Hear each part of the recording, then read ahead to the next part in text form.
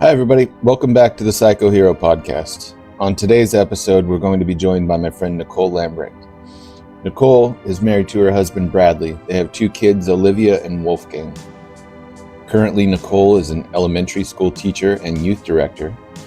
However, previously she was a pediatric ICU nurse. Some of her most appreciated accomplishments include finishing 2 half marathons this year.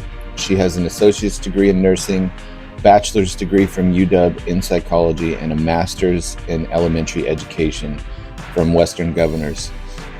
When asked how to define herself, Nichol responded by saying, "I define myself as a servant for Christ, a wife, a mama, resilient kid, a resilient person, kind, an encourager, and a fun fact about me is I won my first 2 ribbons entering some of my roses at the Washington State Fair this year."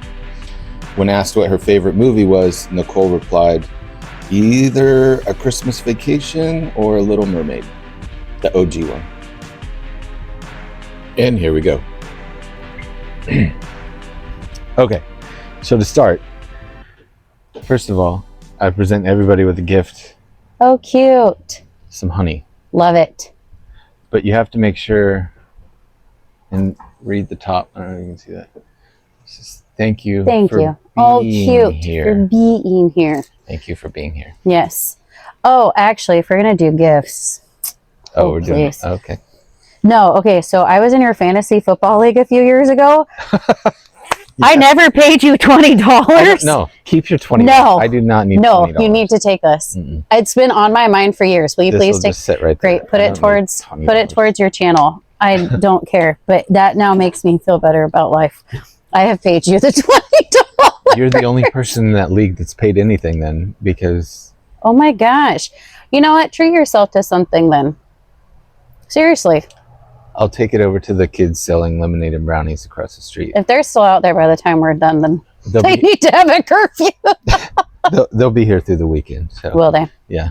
Okay, well, regardless, there. And thank you for the honey. And now my life is resolved because I gave you the $20. That's hilarious. I totally forgot about that. Well, I didn't. The other thing is that, like, this is where we passport in. Oh, okay. And what this is like, you know, on the fire engines, like, or whatever Yes. our fire company is, like, we use passport tags to Mhm. passport in, and it's our accountability. So, like, Okay. whoever's in charge of the rig maintains, like, the person who's driving or operating hmm gets passported in upside down. The person who's in charge gets passported in right side up. Interesting. So you are in charge. Like, you're right side up. I'm just driving the thing, but this is your show. So I have questions to ask you, Okay. but this is your show. It's almost like the foundation, though. Like you're standing up, it's kind of like, and then you're supporting everything that's above it. And this is an accountability board. So to me, I'm interested in being accountable to Yeah. the truth.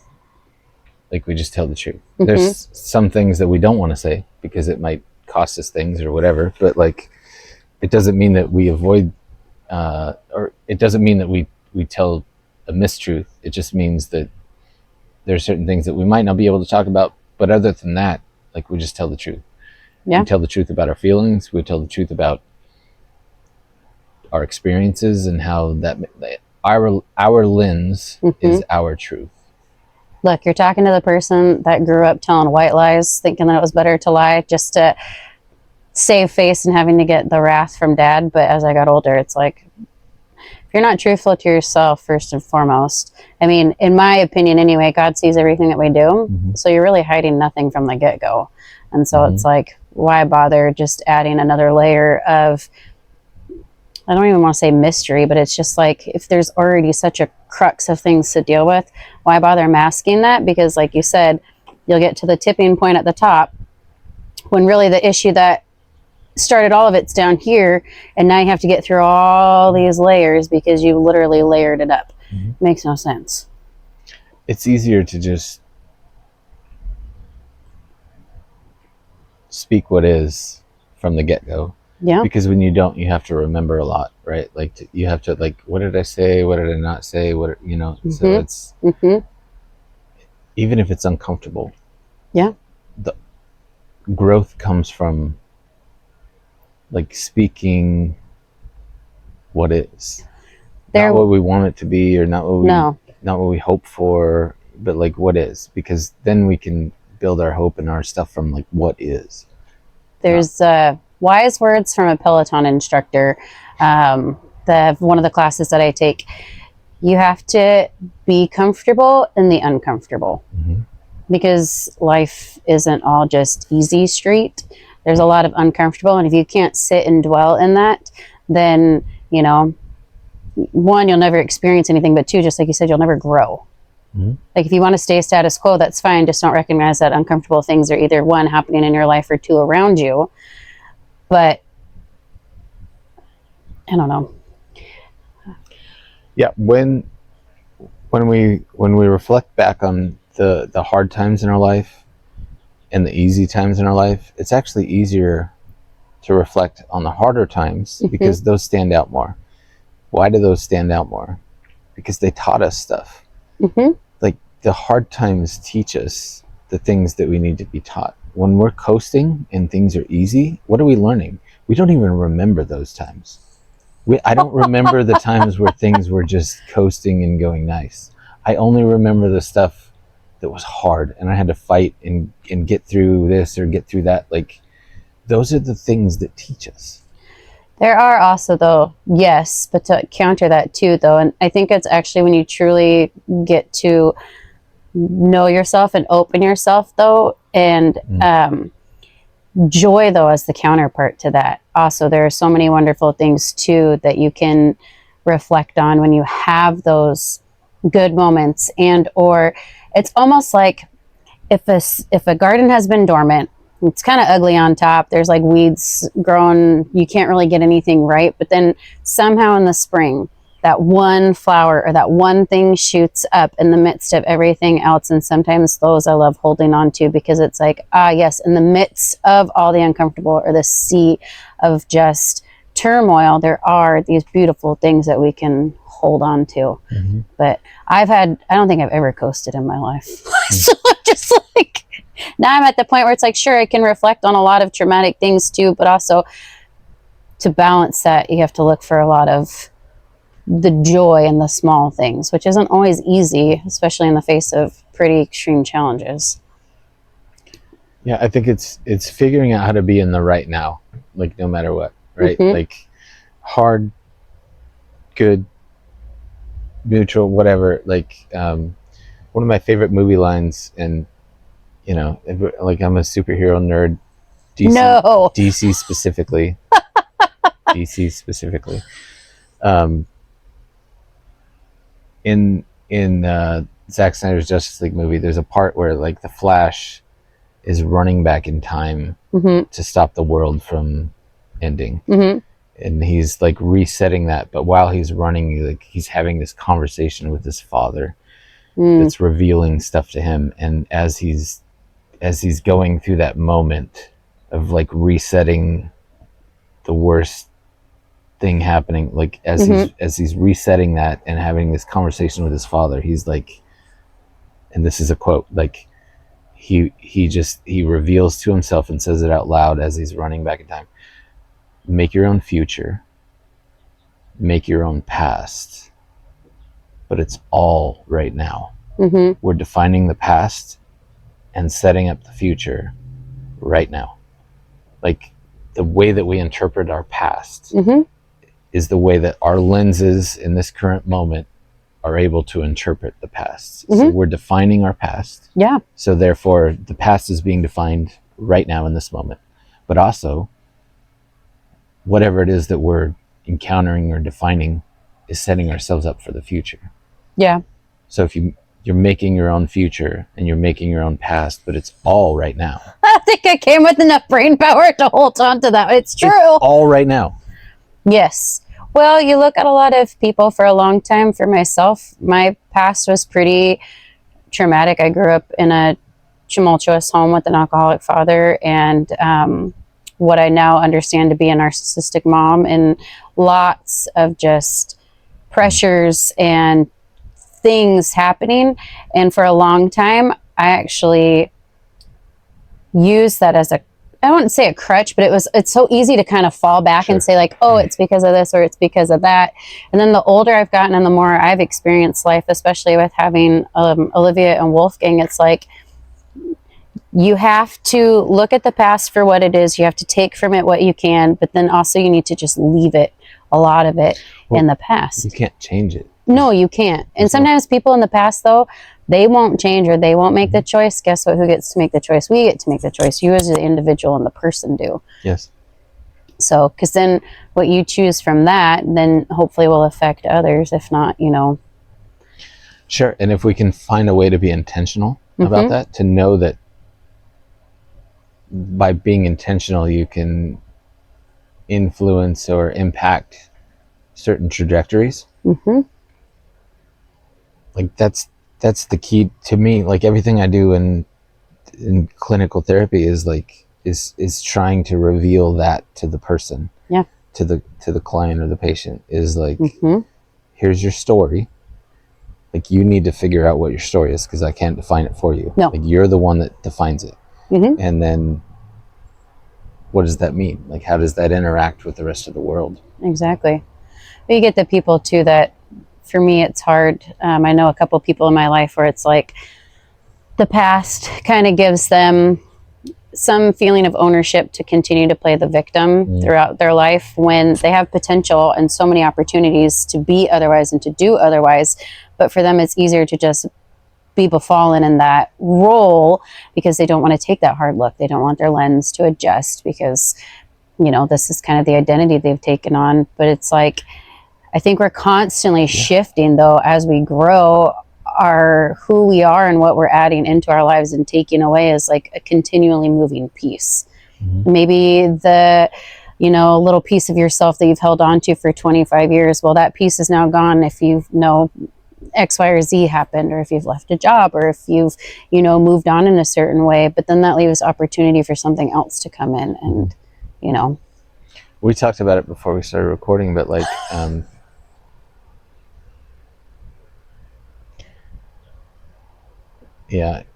actually I'm not going to bring that up, but also like it's our lenses from our experiences that matter. And if we can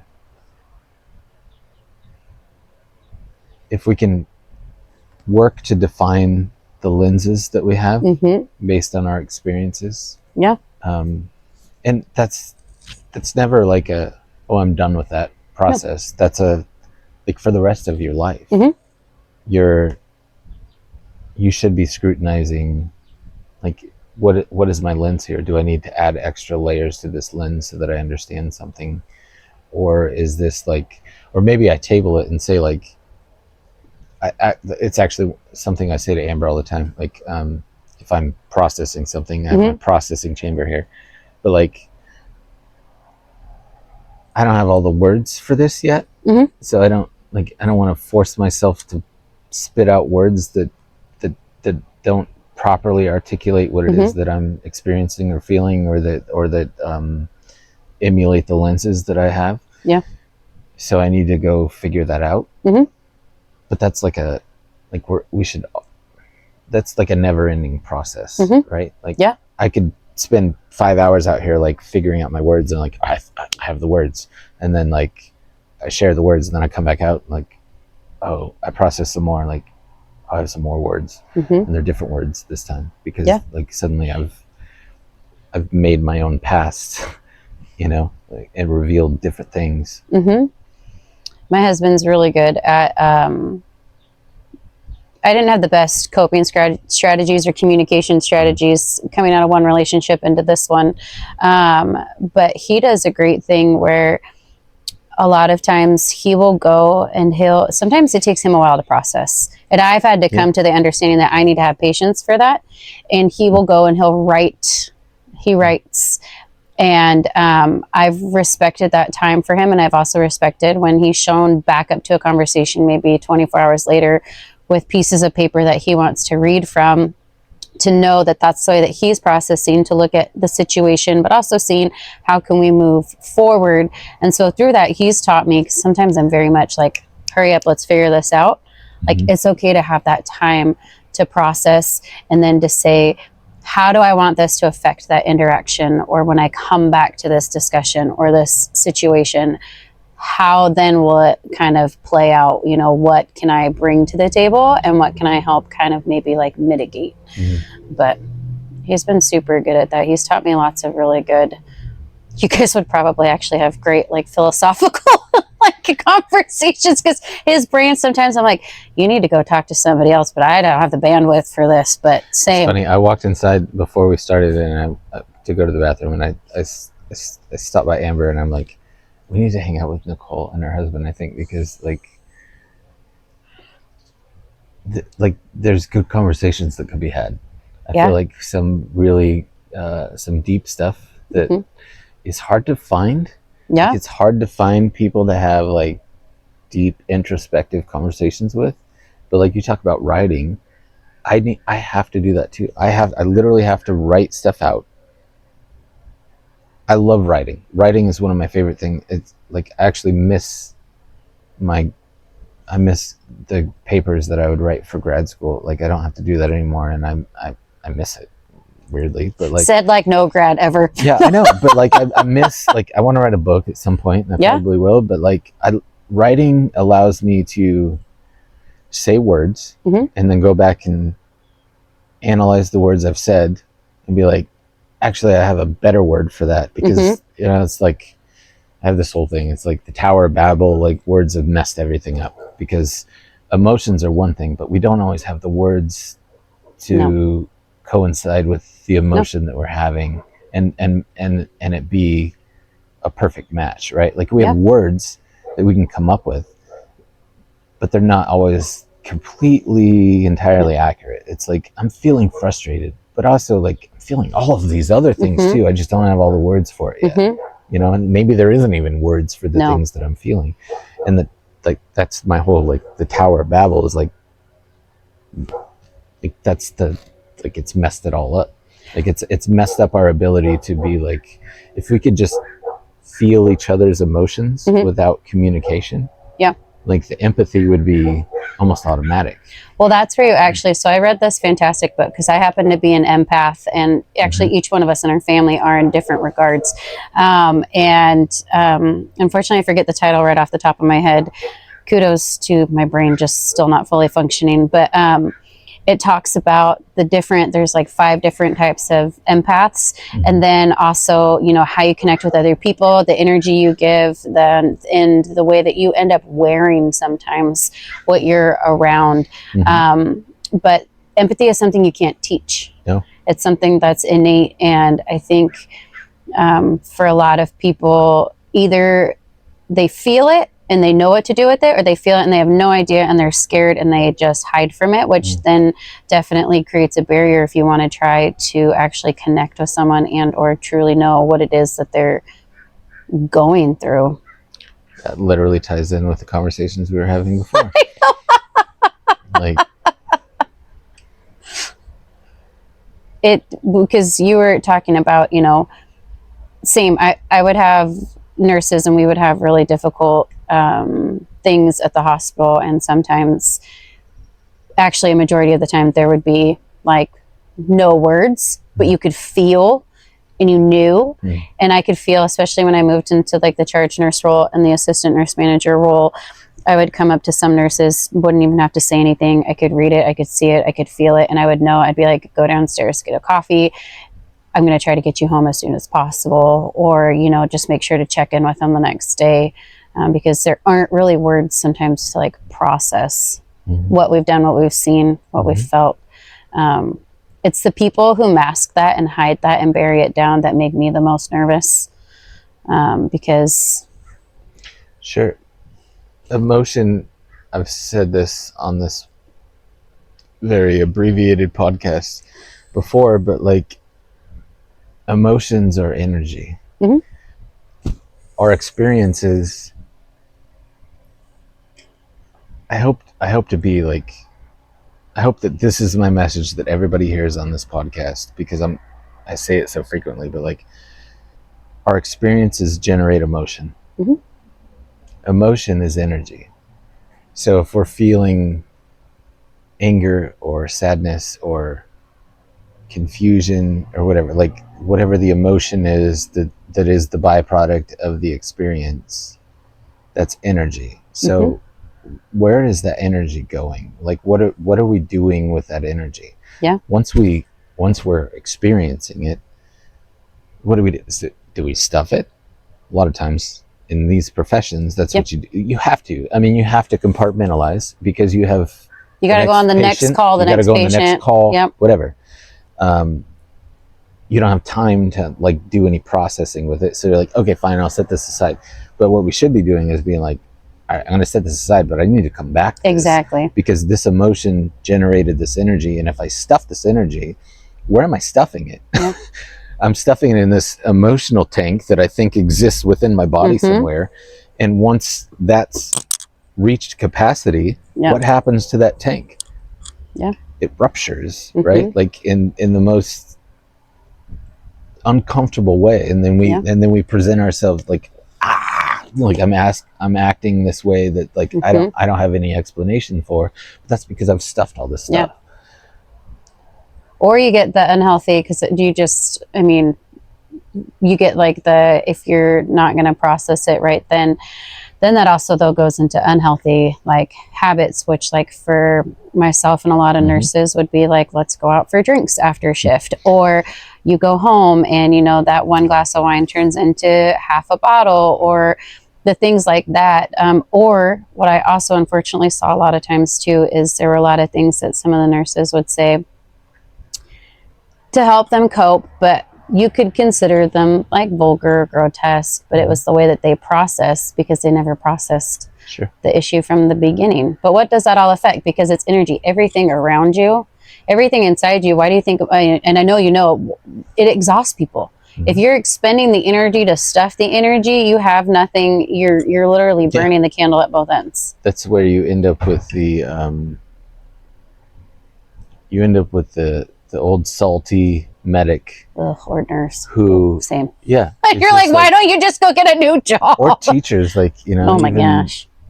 Even teachers, like you should have nothing to do with children anymore, ever, because you're so salty and so bitter and you stuffed all your emotion forever. And nurses, firefighters, police officers, it's like. And then who do they take it out on though? The same people that they're supposed to be helping. Oh, or the people that like your spouse, your kids, your immediate family, because energy has it's like neither created nor destroyed. Like it's always somewhere. It's somewhere. Yeah. So you're directing that. Once you've experienced the experience and you generated the emotion, you have to do something with that. Yeah. A lot of these people don't, and I don't want to say these people because it's been myself. I remember there was a good stint where it wasn't burnout, but I was wearing a lot of emotions and things and not having the ability to process them. I didn't even know I was becoming this negative. Like I would never describe myself as a negative person. A lot of people who they're like, oh my gosh, Nichol, she's so joyful and positive all the time. It's like, but because I wasn't putting it anywhere, it was almost just like rotting me from the inside. And it just, your fuse is short, tired. It affects your body, your everything. And it's just like, but what system do we all work in within that capacity? You work within a broken system who doesn't give it shouldn't even be a luxury, but basically the luxury to take the time to think these things through and or give the proper support. Sure. And then you default to this place where it's like, well, this is my paycheck that pays for my lifestyle. So yeah. So I got to keep going. Like I can't not keep going, because if I stop going, then if my lifestyle's ruined, how is that going to affect my mental health? Like you said, like I started having conversations with myself in my own head. Like if I... So you don't have them out loud? Because I have them out loud sometimes. No, I do. Okay, good. No, literally. Like, yeah, I'd be like, listen, motherfucker. Like, I'd be like, I'm having a conversation with myself, and like, you know, I'm swearing at myself in my own conversation, but and that's like literally like a DSM-5 diagnosis for schizophrenia, but whatever. It's fine. We're just gonna like we're all meeting that criteria. Absolutely. Which, like, I can have my own long-winded conversation on the DSM-5 and diagnosis and mental health, but like so subjective, so subjective, so subjective. It's not a broken arm. It's not a broken arm. It's just subjective stuff. Anyway, like. I don't remember where you were going with it. If we look, so our emotions create the energy, and if we don't figure out how to direct that energy in the right places, we're seeking coping mechanisms, whether it's whatever the coping mechanism, it doesn't, like, they're all drinking, gambling, shopping and spending, all of it, like, they're all like, it's just like, it's a distraction from the process. We're distracting ourselves from doing the processing. And by doing that, we're letting stuff linger in the tank that doesn't have like a exponential capacity. No. It only has what we have. And so if we're not addressing that properly, like, we end up bleeding all over other people. We end up like your problem becomes their problem. Yes. But the problem doesn't have to be there in the first place. Right. That's well, that's my whole thing. Like, if I could write my own check for my own trajectory for the world, it would be like, I get to go to a fire academy, a police academy, even like a military boot camp or whatever, or even nursing school in the beginning, and be like, all right, before you get into this, first of all, know that your profession is extremely important, and we absolutely need you to be good at this. So you need to be good at it first. But also, let's set you up for success by acknowledging that you're going to encounter some stuff you don't want to encounter, and it's gonna send you sideways in ways that you don't think it's going to. And it might be something benign and seemingly simple, like an old geriatric patient passing away at the age of 92, and you're like, why is that so bothersome? You know, like, he lived a long, good life. Like, why does that hurt so much? But that's all reflective upon something in our own experiences in life that we need to decipher. And if we don't spend the time deciphering that, then eventually we're going to meet this point where our tank, the capacity is met, and we don't have anything left. Why aren't we teaching that in the beginning? Why aren't we saying, like, look, you have a tank. You're going to encounter some stuff that's going to be very uncomfortable. You need to know how to handle that. Like, we do. How many times do you guys, like, you make sure that you're you don't want a crash cart that's not full of the right stuff, right? Like, you like, I don't want a fire engine that doesn't have a chainsaw or a broken fire pump, right? We do like, the maintenance, we do the checking. We do preventative maintenance all the time on all of these things that make our job work. But who's making the job work? It's us. It's our mind. It's our brain. It's our presence that's making all of those things do the things. If we're not taking care of that properly, to me, I'd be like, look, every firefighter, every police officer, every nurse, before you start the job, this is your preventative maintenance treatment plan. You have this person in place, you have this person in place, you have that in place, you have peer support in place, all of this stuff in place. The time to figure that out is not when you're starting to break, is not when you're starting to be like, oh my gosh, I feel like I'm having some problems. It's like, no, that shit's already figured out before. because it's expected. Yeah. And it should be, Mm-hmm. because the things that we're experiencing, like, nobody wants to do CPR on a SIDS patient. No. Nobody wants to like you could come up with a bazillion scenarios of things that we don't want to do, Yeah. but that we do, and Yep. we know that we're going to do them, but I just feel like we could be setting ourselves, like I tell my son all the time, with football, with school, with everything in life, like, bro, let's do everything we can to set you up for success. Yeah. And that's scrutinizing everything that comes before and everything that comes after. You know what you're doing? Your request is to now break cultures, because these Yes. professions are built around Oh, yes. these specific cultures. So like in nursing, the norm was always just like, it was always the dumpster that was on fire that said, it's fine, I'm fine, you know, because that's just what it was, always a dumpster fire. Or, you know, it's just the norm to be, I mean, look at just even day-to-day normal people life. It's the norm is to be as busy as possible, to always be go, go, go, to not leave room for yourself.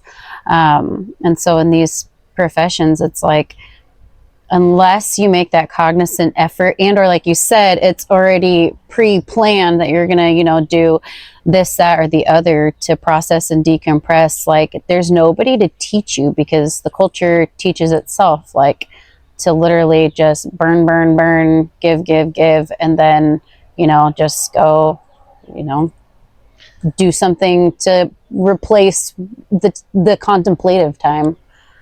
We're teaching you to do the job, but we're not teaching you how to process the effects of the job. We don't even teach our kids to, at least in the school system, there's no, you know, we're teaching them to accept 4 genders now, but you're not teaching them how to have the emotional language to deal with the, you know, just day-to-day challenges of life, or, you know, if they're feeling these emotions, like there's this thing, and it can be used anywhere. It's an emotion wheel, learned about in therapy.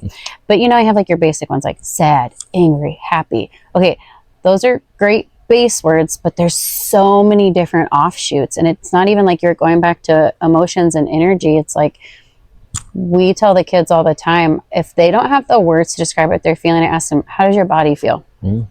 How, like, are you hot right now? Like, does, you know, are you clenched? Are you tense? Because sometimes we don't have the words, but we can notice how our body is feeling. And it's like, we're not even teaching that to kids to recognize.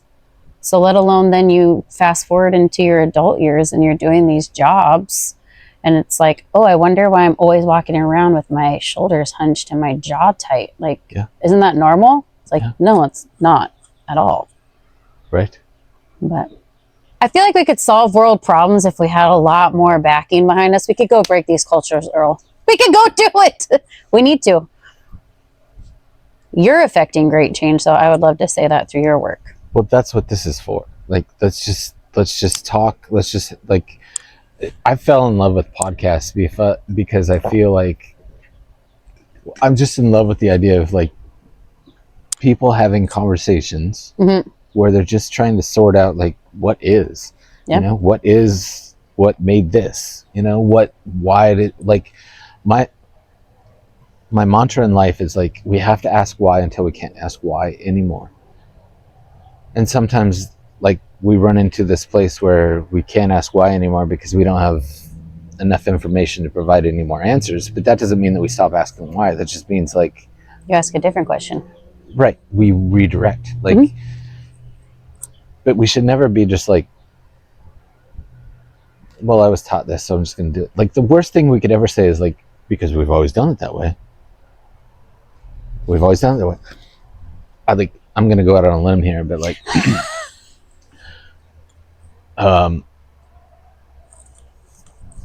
okay, so when I took my promotional test, here we go. When I took my promotional test for lieutenant,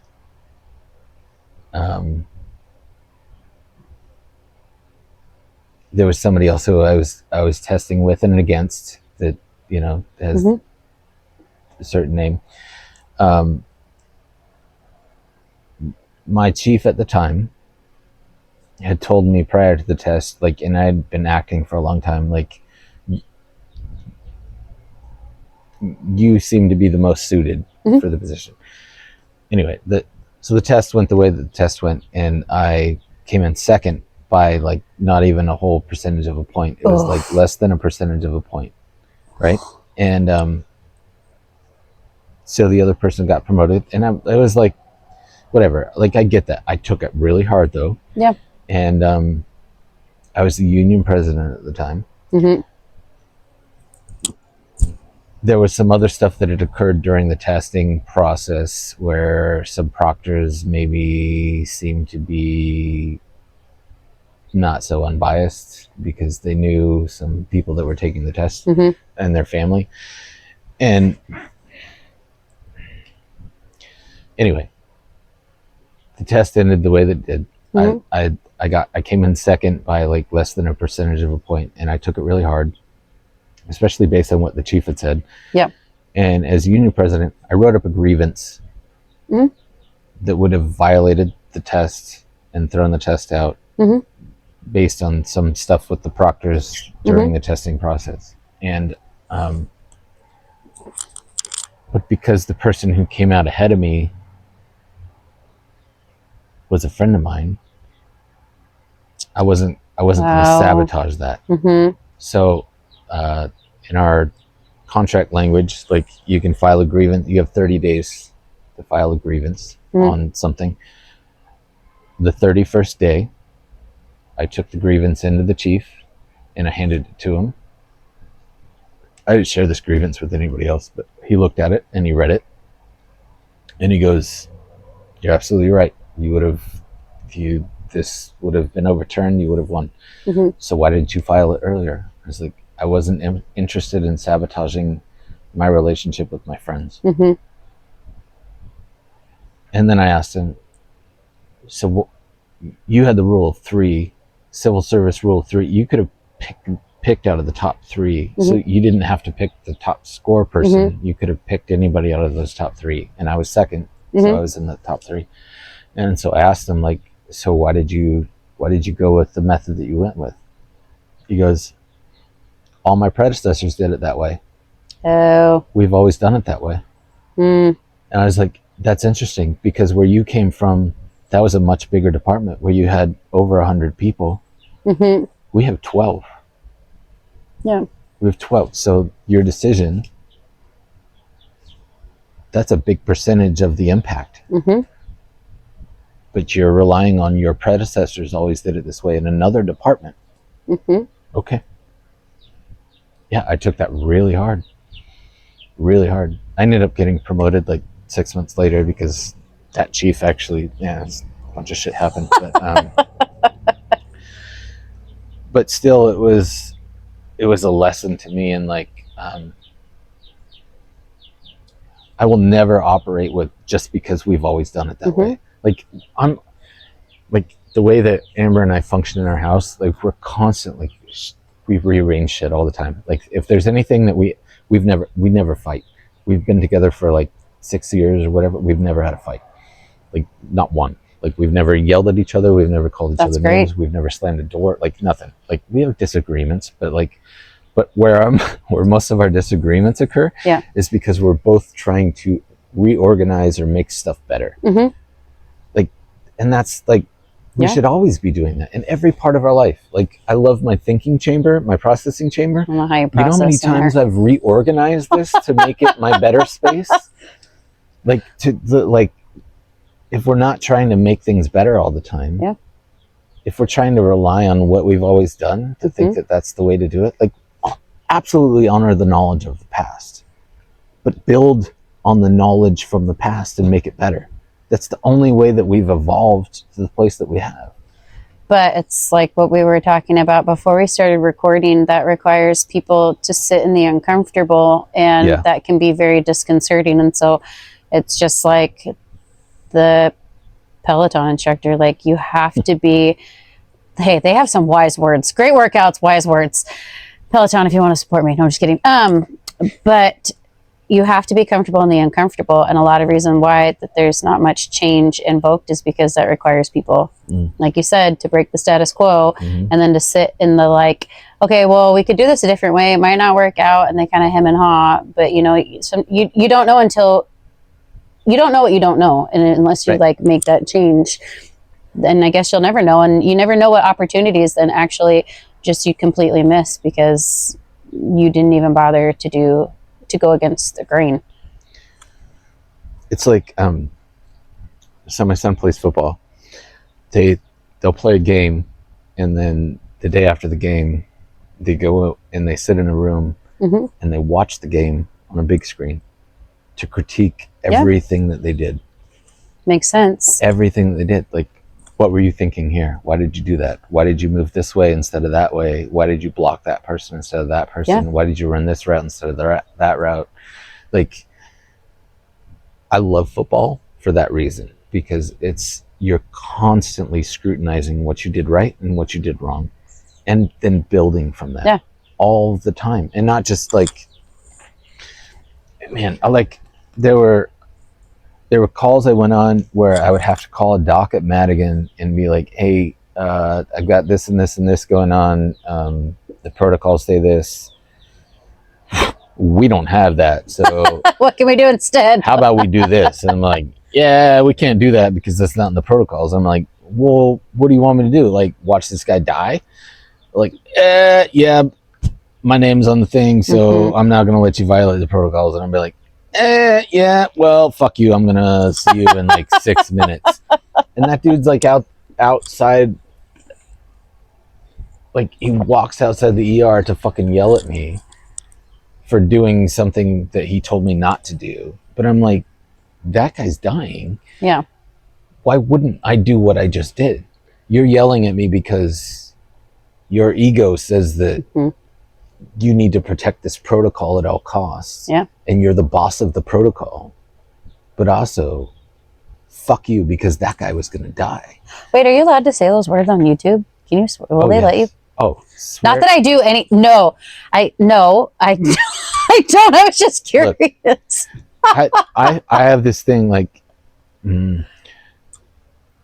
I swear. I mean, I grew up in a locker room in a firehouse, so like a lot of my words are swear words. But I also feel like you can't put the proper emphasis on a point sometimes without some swear words. Sometimes, you know what I mean? No, I just try to mind my P's and Q's, because if I don't have a... I understand. Well, no, I don't mind it. I mean, Bradley used to... Well, he was in the Coast Guard, and like when I met him, like the F word was every other word. But I want to say we've conditioned him pretty much. But so that when he does actually drop the word now, we realize like the emphasis and the impact on it. Like, I'm really trying to make a point right now. Yeah, and usually when one of those happens, I'm like, ooh, okay, well, I'll just... I hear what you're saying. You would be surprised at how often pediatric nurses actually swear. Like, I was amazed when I first got into nursing, and I was like, we actually say this stuff? And then, because you think like when you're outside the room, especially in the pediatric ICU, in the little cubby hole, like, nobody can hear you. Well, that's not true. There's no buffer around you. But yeah, we used to say some things, and I was just like, we have some really like big potty. Like, I'm just telling you. Well, even sometimes like when you're in the middle of, you know, running a code or something too. I mean, it's not unusual. It was weird. You would either be running a code and it would be quiet enough that you hear a pin drop, or you'd be running a code where it was just like organized chaos, like just so much going on. It was bizarre. But yeah, pediatric nurses swear all the time. I've just since refitted my filter. I think swearing is like an outlet of the emotion. Like, it's giving that energy of the emotion somewhere to go. You know, like this is what we need to do versus this is what we fucking need to do. You know, like I let some of that emotion out while I said the fuck word. You know, and if I didn't, like, it would be bottled up still. Yeah, we were has nothing to do with anything, but we were teaching the kids how to play BS, the card game. And Bradley's like, I give you guys permission to like say it. You can say the full word. And it came around to Wolfgang's turn. He's 12. He just started 6th grade. And you could see it that he wants to say it. So we're like, bud, you have a free pass. Just say it. And he goes, baloney. It's like this might cost me. So we were like, we gave you a free pass to say. He's like, yeah, I know, but I don't think I'm just ready yet. Because and I'm like, whatever. But you just know. You can use these words. They just have to be in the correct context. Yeah. So that moment hasn't come, but it will. I let my son swear, but I tell him like you don't do it all the time. Like it needs it needs to match the situation. Yeah. But if you ever swear at people, like we're gonna wrestle. Okay? Yeah. Like you don't swear at people. You don't call people names. Mm-mm. You can swear to release your emotion, but don't swear at people. No. I remember when I was a kid, well, I got in trouble quite a bit. I talked back a lot. Anyway, we don't need to reminisce on that, but I remember one time I got in so much trouble, and I remember trying to defend myself. I wrote out that my mom was a BITCH, and I remember just pleading my case, like, I didn't even say it. I wrote it. And they were like, well, it was the thought behind it. And I was like, yeah, but you always tell me to write things to express myself. Anyway, I lost the argument. Definitely did not turn out well for me, but it's so true, because anything that comes out of our mouth, and again, it goes back to kind of what you were saying with like emotions and energy and finding the words. It's like, they come from somewhere, and a lot of times these words, they pass through our head and our heart, and it's like there's a lot behind them a lot of times. So when you have to be aware of where you're putting those feelings, it's almost like I would liken it probably to a call for you, or like a hard patient for myself. We could have lots of thoughts, feelings, or emotions behind what's going on, but when it comes time to talk to, like for myself, the parent or the family of so-and-so, whether that's hard news, hard to hear news, or like get your act together news, it's like you have to then remember what is coming out of my mouth, because they too have like their own emotions of what's going on. So it's like I can't meet them where they're at. I have to like kind of put the kibosh on what I'm feeling, say what needs to be said, and then again, think about it later. You go out into the hall and kind of like grumble under your breath, or go into the break room and vent about whatever. But I've learned the hard way by also saying not nice things about people and stuff, that words have a lot of power. They do. Like I words to me. Back to your tower babble. I mean,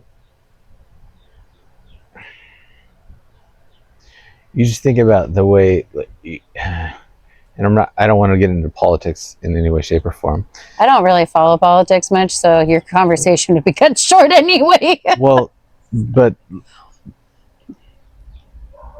if you're paying attention, and it doesn't matter what side you're on, if you're paying attention to the words and the phrases that are being used on a regular basis, words and definitions are constantly being manipulated. Oh, yeah. To satisfy narratives.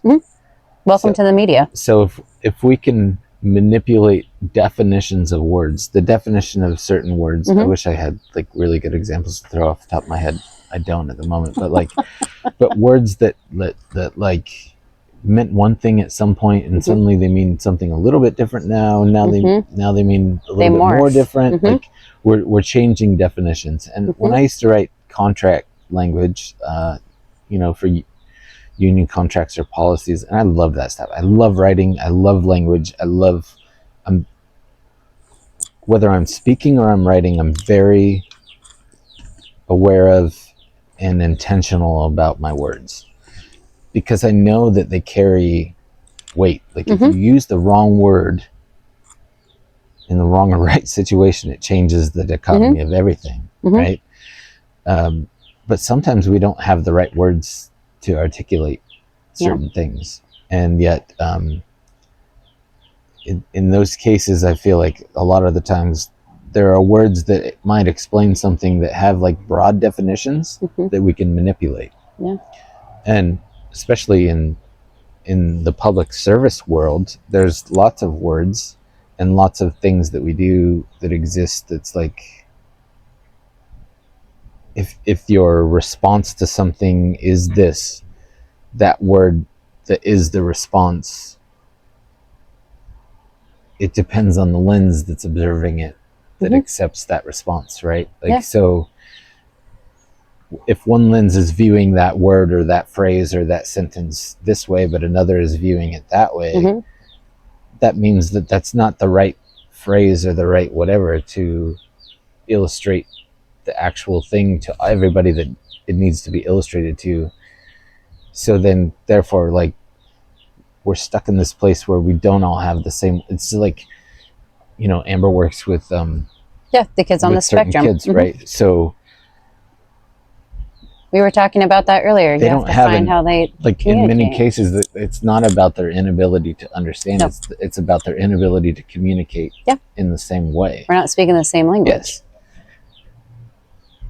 How much gets lost in that? Like, that's the Tower of Babel. Like everybody's speaking different languages. Like if we have, you know, a French person, a Russian person, a Chinese person, a German person, like, and we're all trying to have a conversation, but we all don't speak each other's languages. The only thing that we can sync on is our emotion. Like if we're all sad, we're all connected. If we're all happy, we're all connected. The language, though, it's a tricky thing.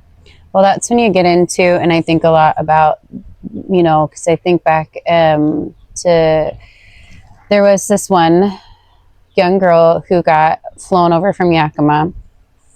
She had somehow rolled her ankle over there, came from a Spanish-speaking family. And anyway, long story short, she ended up going septic and she had to have a below-the-knee amputation on one of her legs. And we didn't always have, you could have like your interpreter come in when, you know, the doctors would do their rounds or things like that, or the surgeon. But I remember this one time, myself and then the orthopedic surgeon were in there, and this young girl, because she didn't understand English either, was petrified. Because of course, could you imagine, you're a young girl, you're now missing part of one of your legs, and we're in here having to work on something down there anyway. And so I'll tell you something just as simple as like holding a hand, making eye contact, using the right gestures, can convey those emotions and that energy and really make, hi Bruce, the difference. And I feel like, though, and I've seen this unfortunately in a lot of wrong ways, backfire, because a lot of people think just because you don't speak the same language that those people aren't as smart as you. Right. Could you imagine if we walked into a different country not knowing the language whatsoever, and you know, we're expected to be treated the same? Like, that's where, again, feeling or empathy or, you know, your body language or the other ways that you can communicate are so vital in, you know, breaking down those barriers. Think about a patient who's intubated or on a vent, or maybe, you know, I'll give you a perfect example. I know I'm talking a lot. Sorry. Bruce, what do you smell? You smell my dog's. Talk a lot. So I had this bizarre thing. It ended up being stress induced, and it happened when I was reconnecting with my dad. It happened to be in the middle of nursing school, so long time ago. Anyway, I was at the gym one day and I started feeling really bizarre. Oh, it's the napkin from my brownie. Bruce. Stop that. Bruce. No. Come on, bro. That piece. Come on. But it's food. Better decisions. Better decisions. Bruce, I shouldn't have even eaten the brownie. Okay, that would have been a better decision. But those girls were super nice. $5 brownie. They were. There's probably THC in those brownies, though. But like, good luck. I'm fine. But this weird thing happened. Anyway, I kept kind of coming in and out of consciousness in the locker room. I made my way out to the car. Somebody, I think it was the woman that saw me in the locker room kind of going in and out, that alerted my trainer. Cognitively, I was there. Oh, stop it. Go. Like, that's not what we're doing right now. I was there cognitively. My whole entire body was paralyzed. My body was physically unresponsive. And so I remember a young police officer came, and I remember, and all I did was able to open my eyes enough. Nothing else would move, but I could open my eyes a little bit, and I saw the tattoos on his arm. And I remember him because I could hear him being super kind, trying to get me too. And then, sorry to say, the firefighter came. That guy was a complete a-hole. Like, sternal rubbing me, and I hear him saying like, oh, she probably just took too much pre-workout, like blah blah blah, yada yada.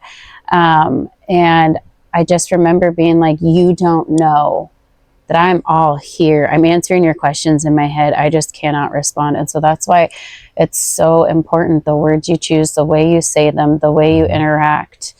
You know, he didn't need to say those things because he thought I wasn't there. Little did he know I could hear everything. And he's performing for the people around him. It's not even about what he's actually intending to. No. It's a performance. I'm salty. I'm like... it was horrible. I see him around town now, and but the funny thing is so I ended up going to the hospital. Ativan did wonders. It kind of released whatever was going on. And I remember the nurse, actually, because I got taken to St. Pete's. He was, so I couldn't talk. I had my eyes open, but I remember he was trying to put me at ease because he's putting like my IV in and stuff, and he's telling the person I was with and whatnot, like, oh yeah, I think ER nursing is where all the nurses who got C's in nursing school go, and my IV skills. He was trying to make me laugh, and in my head I'm like, buddy, I'm kind of laughing, but I'm also kind of petrified, but I can't tell you it all, but please just hit it on the first mark. Yeah. Right. But him and the police officer are the two that I remember for good, because they actually were kind and caring, and like, despite the fact of how I was presenting, were like still mindful of what they were saying around me, whereas the other person was not. Mm-hmm. But anyway, that's it. To me, that should be,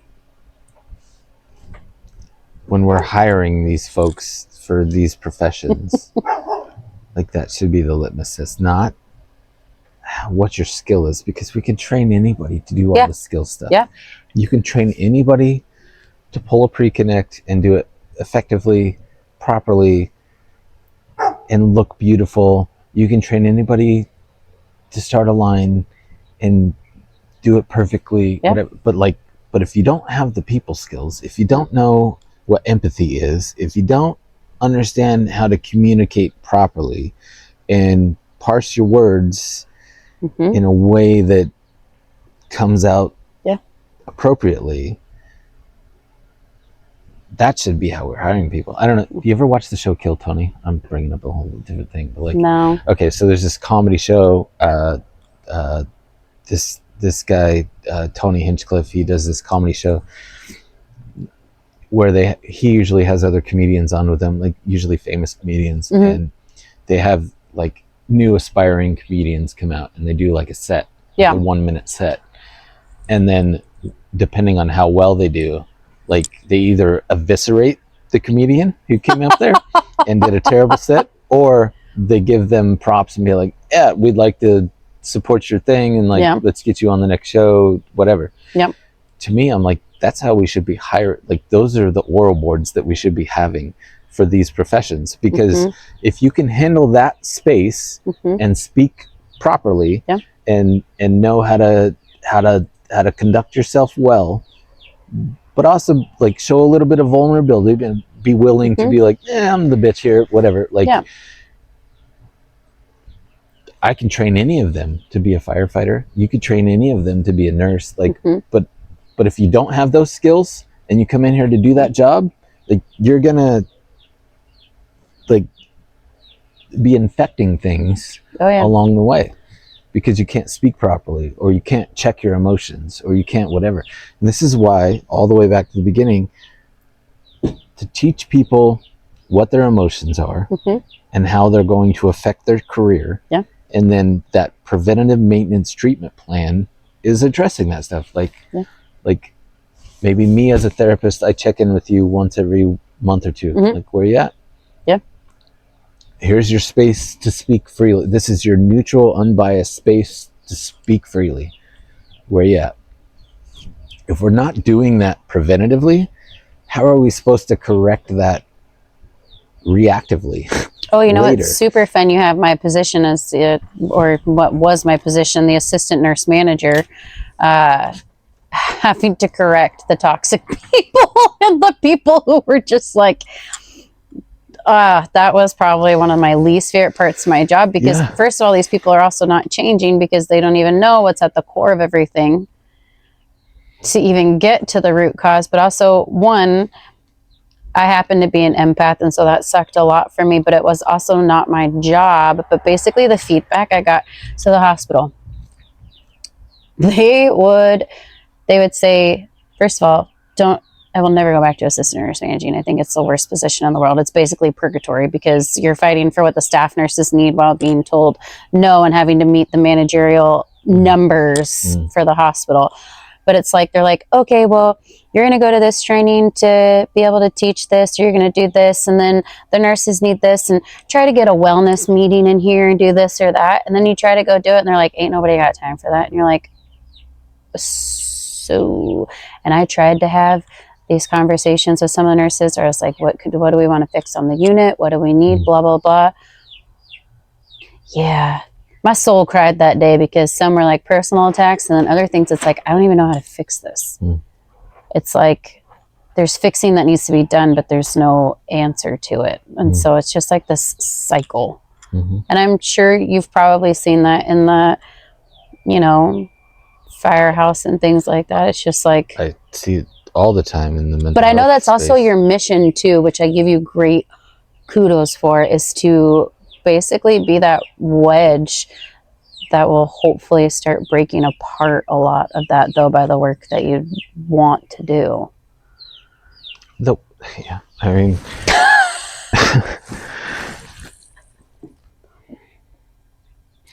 yeah, I feel like the work I want to do is deconstruct all of the processes and all of the institutions and all of the entities and all of the whatever that exists now, and be like, is this right? Is this the way that we're supposed to be doing it? Like, why are we doing it this way?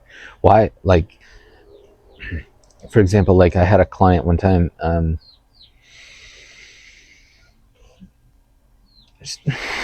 she's this lady, fucking 8 o'clock at night. Anyway, I had a client one time. She's bipolar, so she's going through like. You don't leaf blow at 8 o'clock at night when kids are in bed? I like to mow my yard at 11 o'clock at night. Why couldn't she have mowed or leaf blown a long time ago? I don't even know what she's doing. Like, I'm watching her right now. Like, I don't even know. I'm gonna leave this in the video too, because I'm super irritated with the fact that. Anyway.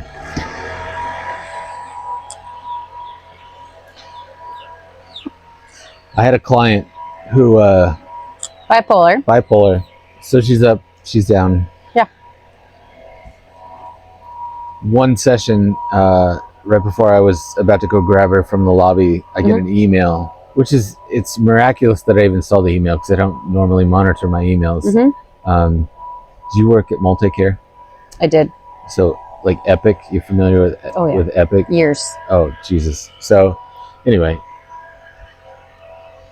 I got an email right at the last second. Hey, just so you know, this client's insurance has changed, so if you take her into session, you need to make sure that she knows that she has to pay out of pocket for it. This is like literally 30 seconds before I go grab her from the lobby. And I'm like, wait, I'm an intern. Why are you sharing this with me right now? Like, shouldn't that have been handled like somewhere else on the hierarchy somewhere? Like not billing department? Yeah. Anyway, I go out and I'm like, I don't like this. So I walk out to go find her. She's walking down the hall towards me. and she's crying and in crisis. Now it's not the time. Fuck. But I was still newer then, so I'm like following direction. And I was like, hey, I just got this message saying that your insurance changed, and you know, if we do a session, which I would like to do because I can see that you need it, but like they want to bill you out of pocket. And she's like, fuck this, I don't have the fucking, like, I don't have the money for that. And she turned around and walked out. And I'm like, okay. I walked upstairs to my supervisor's office. Don't ever fucking ask me to do that again. Yeah. Because she needed help. My time. Yeah. Like, she needed to go have a conversation. Like, she met me at the door when I came out and was ready to go in. And then I met her with this. And why did I do that? Because I was told to do that. And why was I told to do that? What was that serving? Was that serving her? Because correct me if I'm wrong, but I'm pretty sure one of the number one rules in the APA, the ACA's guidelines, ethical guidelines, is do no harm to the client. That did harm. So if I'm out there presenting information that seems to be harmful, what's the mission here then? What are we doing here? And I had a really hard time with that. Like, what are we? Don't ever ask. You know what? If I ever get put in that situation again, you know what I'm going to do? I'm going to take her in. I'm going to have a session with her, and I'm not going to write anything up. I'm not going to. There's going to be nothing in Epic that even says that. You know why? Because that's the right thing to do. Because she needs help. If that's not what we're doing, change the name on the fucking building to we accommodate you as long as insurance criteria meets whatever. Like, make that the name of the building. And I see that in nursing. I see that in firefighting. There's reasons that I left firefighting that aren't all to do with my mental health. A lot of it was like, you're telling me to do things that like are costing people don't tell me that I can't transport a patient to the hospital because I don't have an ALS ambulance. Like, no, I'm going to put them in the fucking fire engine and transport them because that's where they need to be. Why? Don't tell me I can't do that.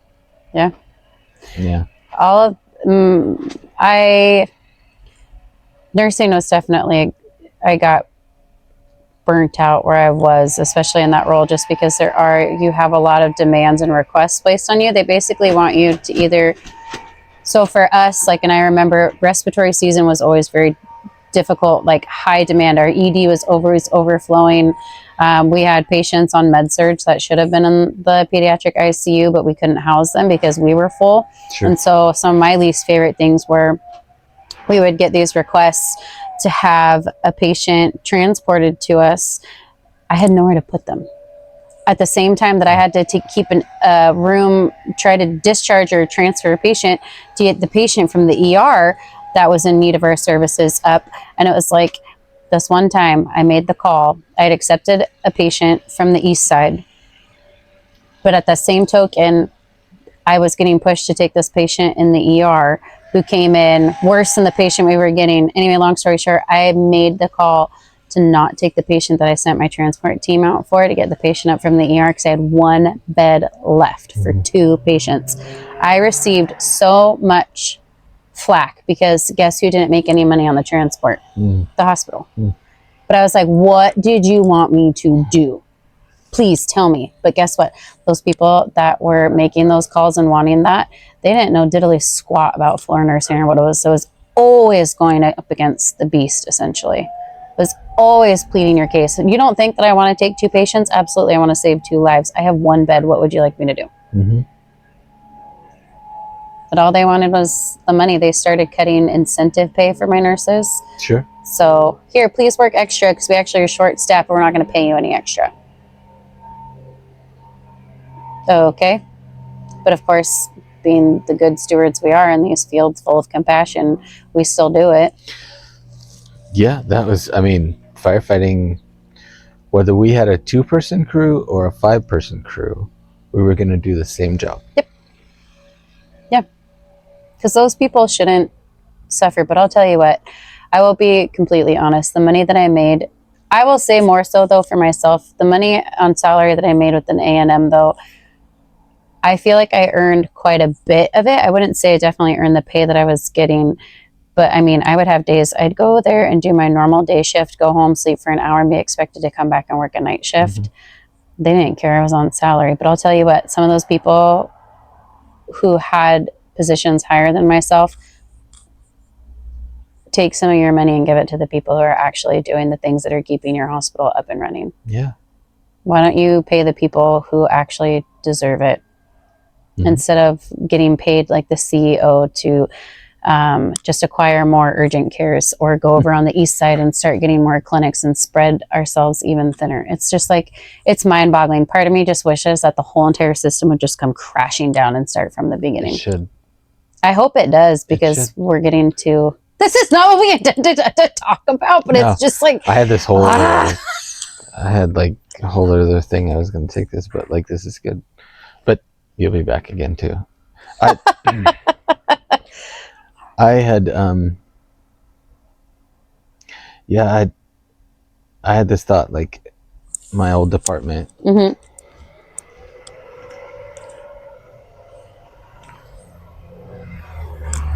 Oh, there goes Wes Pierce. Mm-hmm. Your friend's not driving. You didn't get a nice little beep beep? No, I would know if it was your friend. I have a few. That's good. Yeah, I have more than one friend.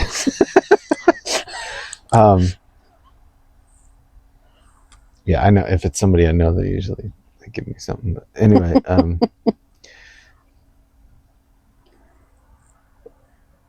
it needs to come crashing down. Yeah, my old department, like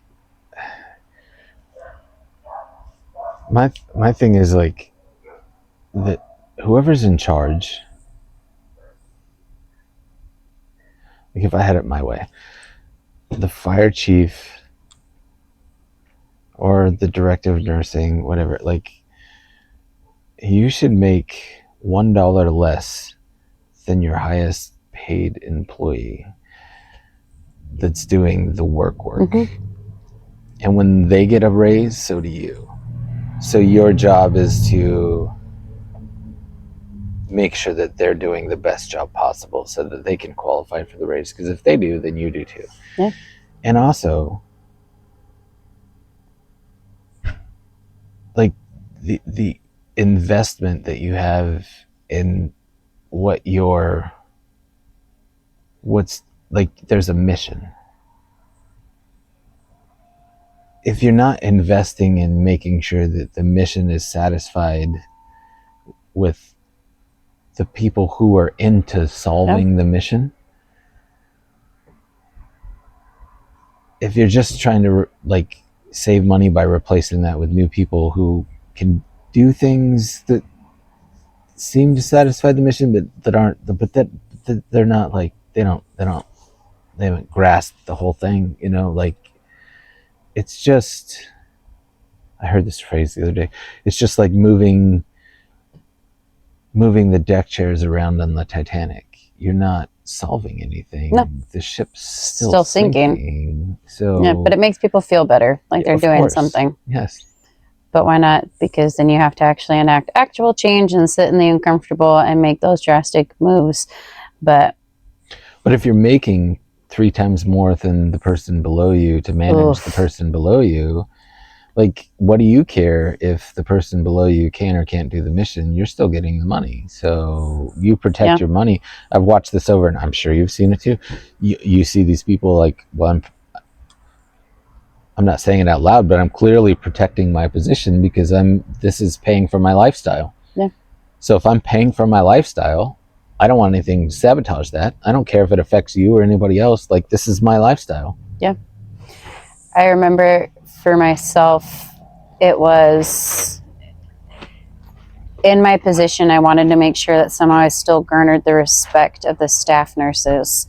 And so a lot of times, and they saw how much I hustled, and they actually saw my burnout because of how hard and all the things I was being asked to do. There weren't enough hours in the day, but besides, because on the back end, when you're on the managerial side, you've got all of these like projects and groups, and I was in charge of the schedule, and you have to make sure that you're within the budget, yada yada yada. Anyway, so in some regards, my being burnt out garnered their respect because I worked hard for them as well. But it was like, I saw some of these other people, the higher ups, and I was just like, oh, there they go again. I was like, that's so fantastic. Like, you just got a vacation. Like, you won't even give me time off to go and take care of, like, I literally was doing sessions virtually with my therapist in my office while still being called onto the floor because they would not give me the time to do that for myself. I would get flack for needing to take time if I had to come in a little later, if the kids had to get on the bus. Like, there was no protecting the people that actually mattered. And I was just like, I see it now in a lot of places, and it's like, but why? But this is actually something I wanted to get into with you, but like, is that why you left? No, so I was at Marybridge for almost 10 years because I was there before I was a nurse.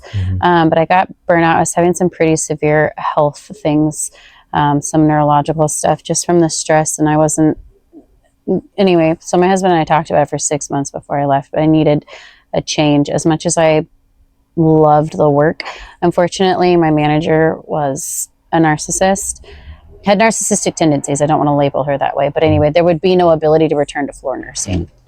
So I had to just leave. But I got into corrections nursing, which everybody's like, oh, but it was mindless nursing. Mindless. Sure. Spiritually, it was very difficult though, because I felt a lot of things, but I just had to have something that was simpler, easier, less pressure, like without the bottom dollar, like without people harping on you all the time or being critical, or I just needed something, and so, but the end goal actually was always to do, because I'm about to finish my master's in elementary education, is to get into teaching. So I'll be a teacher, because I wanted a schedule that went along with the kids. And I love saving lives, and the things that I did in that regard, I think I'll always miss that. But I think that this is a new way for me to do that, because guess what? I'm leaving the broken hospital system to go into the broken educational system. Well, that's Amber's finishing her degree to be a teacher. Oh, is she? I'll have to talk to her about that another time. Sure. I'm sure we'll talk about it in a minute when we go inside, but like, that's my whole like, I want to work with kids. I like coaching. I like being around kids. Like, my whole thing is like, if we teach kids how to be good introspective humans, we don't have a whole bunch, like, firefighters, police officers, nurses, they all need therapists, like, so bad, all of them. And it's like it's we acknowledge it, but we acknowledge it because we're trying to be all like, yeah, that's a nice thing to be like champion and whatever. But it's not like, it's not real. It's just box checking is really what it is still at this point. It's like, yeah, we want to have this training so that we can check this box basically, and make sure that you have the training so that we know that you're good, even though that's not how that works. No. And yet at the same time, if we reach the kids first, then I don't have to have a lot of 40-year-old police officers and firefighters that I need to help figure their shit out, because they have it already figured out in the beginning. This is my whole, like, have a preventative maintenance treatment plan, talk to the kids, like this is not stuff that we are incapable of knowing at an earlier phase in life that would set us up better. It's stuff that we're told, like, if you have that problem, then you're the problem. And then if you have a problem, then there's a remedy for that. But like, it's so reactive. Like, why are we operating in this reactive place when, like, it's easy to solve this stuff if we address it from the get-go? Like, teachers from the beginning, like can provide this space for kids. Like, we can think of good teachers that we've had over our lifetimes, and bad teachers, but like, and not necessarily like teachers in school, but just like life teachers. You know, people that you're like, oh, that person taught me some wisdom of shit. You know, like, I understand things that I couldn't have understood if it weren't for that wisdom from that person. Why aren't we doing that? Like, it's so much more about like just box checking all the time. Like, I want to make sure that these kids can pass this test so that the school can get this funding. I want to make sure that the hospital does X amount of intubations so that we have X amount of money coming for the intubation materials. Like, whatever, like whatever the thing is, it's not about like, we need to make sure that the insurance is right so that we have clients coming through here in the mental health world that are making sure that the system is being satisfied. Like, who's satisfying the people? Like, who is like, what about like, we're supposed to be taking care of other people, not systems. I think our culture is so archaic and obviously broken. Well, if you think about just the American culture in general, it's always been independent. It's always been person first, whereas a lot of other cultures are very family oriented, you know, community oriented. And so I think that that's our fault in the beginning, because you're always looking out for you first. That's what, you know, well, consumerism was the big trick. Like, once we decided that we needed to consume at all costs. Like, I wanted a 3-story house in the lake with a sailboat down at the marina, because then I could compete with my neighbor. Exactly. And be like, I'm the bigger guy on the block. You know, and if you do that, then I'm going to do this. And then so we're competing against stuff that's artificial, but sacrificing the important stuff along the way. You know, and that was my whole thing. Like, when I reached what I thought was like this pinnacle that I could never reach before, which was having all of the stuff and living in this comfortable place, it was like, it's all temporary. Wow, I don't feel satisfied at all. I thought that this was the place where I could just like kick my shoes up, be like, oh, now I can relax, everything's fine. It felt opposite of that. Well, because then what do you have to do to keep those things? You have to work harder. You have to spend less time actually reflecting and taking care of yourself. All of that came with never turning down an overtime shift for 7 straight years. And how could you, when you're getting like $1,000 to $2,000 per overtime shift? Like, who turns that down? Same. I used to work a ton before I was salaried, lots of overtime. I mean, my husband's doing it now. He's actually going to work tomorrow night and Wednesday. Those are his 2 off days. And it's just like, it's to feed this beast, but it's also, he does it too, though. His department's on the smaller side, because who else is going to do it? But then that's how they get to you. They get to the people who have the bleeding hearts, and then they bleed them dry. And then what? Well, you try to cycle in somebody new. Well, that person might just have the skills to pass a test or the tools, but do they actually have the heart and the passion for it? And I'm going to throw something out there. This is just my own perspective. I love it already. I have this thing, and part of it to think of like the nursing facet. So before I left, I was doing interviews to get these nurses in, and whatnot. And these younger nurses would come in, and they wanted to get into nursing, 1, because there's an incentive bonus, 2, because they got this sweet shift and they got the title of like being a nurse, and a nurse got good pay. Because I would ask, like, what is it about nursing that you actually are drawn to? And a lot of them would say like, oh, the schedule, or like, oh, I know so-and-so's a nurse and blah, blah, blah. And it's like, no, you need more than that, because I'll see you then gone in 2 years after you take your bonus and you leave. And I'm seeing this weird wave of these things, professions, especially I think firefighters. I want it because it's like the cool job, or I want it because it's a schedule, or I want to leave my data entry level position because I'm just bored with life and I'm going to go into firefighting. It's like, just like you were saying, you need to test because that's fine and dandy. How are you going to handle it for like myself when you're sitting there giving CPR on a kid while his brain is gushing out the side of his head because he was accidentally shot by his brother, or giving literal CPR on an open chest as like pericardial fluid is like going everywhere. It's like, cool, you can have the job and you can have the title and you can have the money, but how are you actually going to handle these situations? And it's just like, it's become this weird cool guy, cool girl thing. And I don't like it at all. We wear badges, but it's like a literal badge that you're wearing to be like, look at me. Yeah. Like look at my cape. Look at my superhero status. And then, but also while you're doing that, while those folks, myself included along the way, are doing that and being like, look at my cape. You're also convincing yourself along the way that like, well, I can't have any problems because I'm the problem solver. Yeah. So I don't get to be human anymore. Yeah. You know, like suddenly you're trying to wear a mask that you can't continue to wear for the rest of your life without fracturing. Yeah. For us in the hospital, it was a lot of, you know, you had I think it's, if all of us are being honest, we all wanted to be on that one patient. We all wanted to be on that one code. We all wanted to go down to the ER when we heard, you know, X, Y, or Z come through the doors. There's some weird martyrdom, like life-saving, be in on the action. But I will tell you what,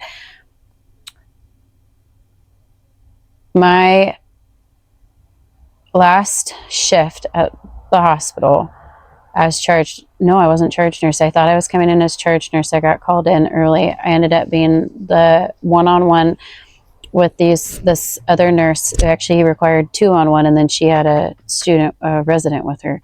Anyway, it was this 4-year-old boy who ended up having brain cancer, and he had just come back. He was complaining of headaches while they were in Hawaii and stuff, and doctor was like, just give him something. He's probably just sick. Well, it turns out it was an aggressive moving brain cancer. Like, he went from fine to terminal within the span of like 2 weeks.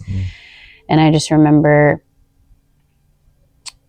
taking care of him, and he was getting to the point where he was going to pass, and there was nothing we can do. Neurosurgeons, like, there's nothing we can do.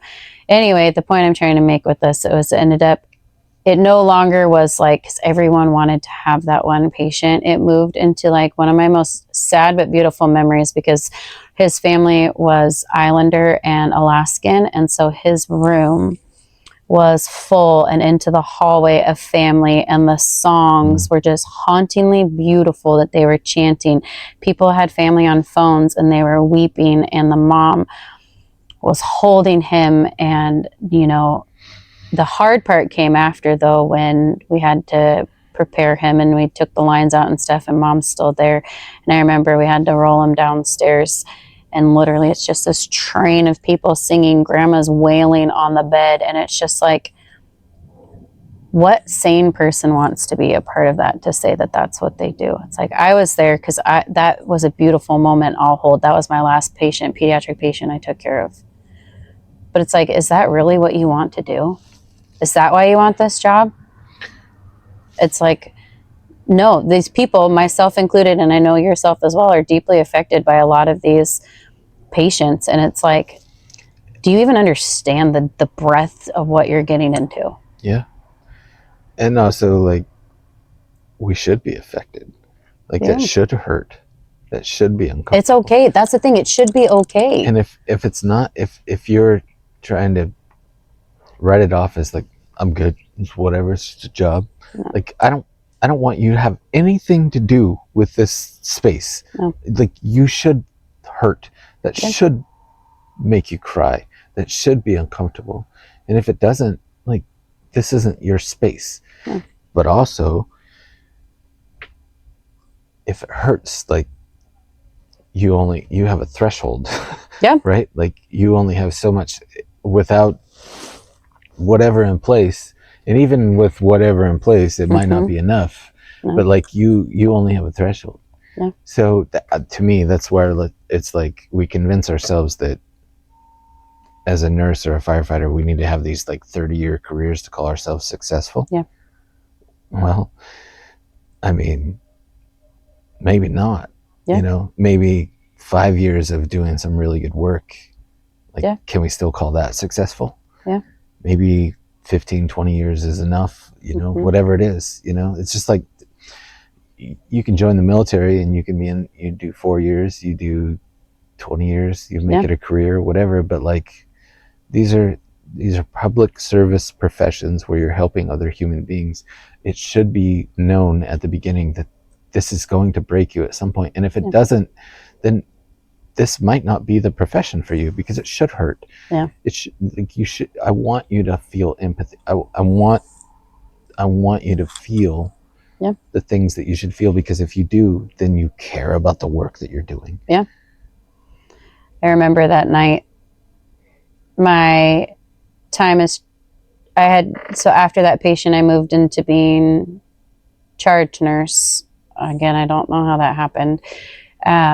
But not all the family had been there for the passing of the little boy. And so I stayed. No, I didn't move into being charge nurse. The night shift charge nurse came on. It was chaos on the floor, but families started coming in. So I ended up taking this family and walking them down into the basement to the morgue. I think I did that 3 times. And each time I had to get him out to present him. And as you know, bodies change and things happen. And I'm getting teary-eyed thinking about it. It's probably because I honestly didn't process it much.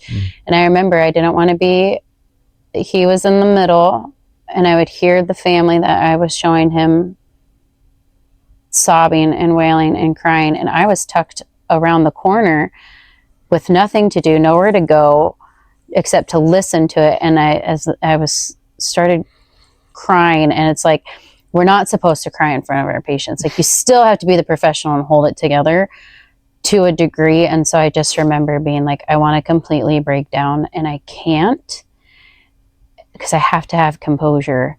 And then my charge nurse that night, God bless her, she eventually was like, I'm going to figure out a way to get you home, because I can see that this is too much. And that was my last peds patient I took care of there. Yeah, it's just, you don't really realize, but it's okay to feel those things, like you said, and it should be okay. It should be okay, because then what do? You go home and you just pretend like nothing happened? What are you supposed to do? Then the next time that your kid's upset you or something doesn't go right, you explode because you're pretending, like, it doesn't make sense to me. But people just aren't comfortable being uncomfortable.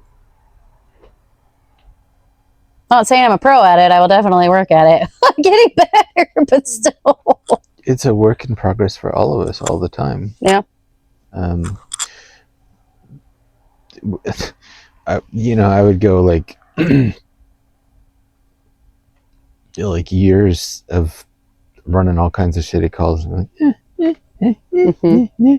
and then go to like Patriots Landing, and some 87-year-old man who's supposed to die dies, and I'm like, why does that bother me so much? The fuck is that? What? Bro, get your shit together. And be like, what is that about? Why are you? It comes from somewhere, like it all, for all of us. And it's all, our life experiences dictate how we respond to the things that we experience, and, there's some genetic programming, and then there's the environmental influences. And if we're not in tune to that stuff surprises you in ways that we don't know how to handle a lot of times. Then we end up with coping mechanisms that aren't healthy, and then that sets up a trajectory that's like, this is just how I do it. And now I'm this miserable, salty nurse or teacher or firefighter that's been doing the job for 30 years, and I don't care about anybody because I've written everything off because feelings affect my job. And so what are you doing? Like, that's you don't want that person showing up at your house, that firefighter showing up at your house, you know, or showing up at that whatever, you know, like. But what did they not do from the beginning, though? And this is what I've learned. They didn't make that choice. Because myself, the way I grew up, we lived in a world of repression. Like, we were not allowed to cry. We were not allowed to, like, it was. Stop crying. It was. Stop crying. Oh, yeah. It was horrible. I remember. How many times you hear that? Like, stop crying. Yeah. I was always told, but girls don't cry all the time. I was petrified all the time. I didn't know. So I stuffed, which actually in my teenage years resulted in some not great coping skills. Sure. But I had to make that choice as I got older. Do I recognize the things that I'm feeling now? Or do I continue to stuff them down and let it affect everything else? Because also when you're stuffing down the bad things, you're not letting yourself feel the good things either. Right. So you're just totally missing out on the whole spectrum. Yeah. If you don't understand the darkness, you don't understand the light. You have both. There will always be both. You can't have one without the other. Like, darkness doesn't exist without light, and light doesn't exist without darkness. It's part of the experience. But how freeing is it when you pull what you've been keeping in the dark into the light and you give it a name and you say, I see you for what this is. Yes. And it's in the light now, and it's there, and you're like, okay, I see it. And it's almost just like this veil gets taken off, this weight gets taken off, and you're just like, that wasn't so bad. Okay, now the next time it happens, again, I'm gonna bring it into the light. I'm gonna call it what it is. And you're gonna let it live there, and you're gonna let it be there, and you're gonna grow from it. Like you said earlier, what you're doing in the now will paint the path for your future. And you can do that. You just have to make the choice. I just heard that it started raining. I know, and that's going to mess things up. So do you want to call it good? Yeah, we should wrap up here pretty soon. I will come back though, gladly. No, for sure. Like, I feel like we have lots of stuff to talk about. Yeah. Like, seriously, like this. How long's it been? Like, We've talked about this. I don't think I've seen you. So I was with that person for 7 years, and I've 12. So probably like erring on the side of like 10 years. Maybe, yeah. But that's the weird thing about social media. I feel like I've seen you, but I haven't actually seen you.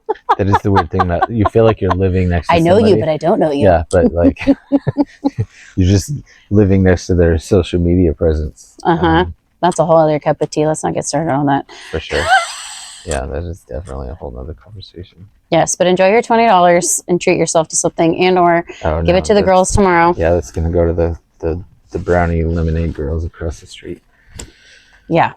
Well, hopefully $20 will buy you. My $5 brownie was delicious. And it made their day, so. Well, and clearly there was no psychedelics or THC involved. Otherwise, I would have noticed. Yeah. So. No, I'm good. Yes. Yes. Nicole, thank you. Thank you, Earl. Appreciate you. I appreciate you for coming over. I know it's taken us a minute to make this work, but we've been talking about it for a minute, and I know. Finally we did it. I know. But there will need to be more, because there's so much more I want to ask you, and I'm so curious about. My gosh, you should honestly have my husband on. I told him, I was like, this is who he is. You need to reach out to him. I'd love to. Yeah. Absolutely. He's a whole Pandora's box of deep thought. And it would be fun, like, even like we could do like a 4-way conversation, like with Amber and your husband, and like just. No, I would just wind up you two talking, and Amber and I looking at each other like.